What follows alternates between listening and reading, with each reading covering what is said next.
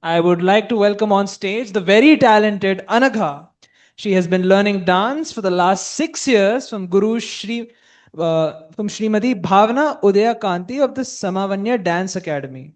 She's in the fifth grade, and this is a really good piece of information. She has given performances in Kollur, Udapi, Tiruvananthapuram, Perangotikara, Kanchipuram, and other temples. Please welcome Anagha onto the stage.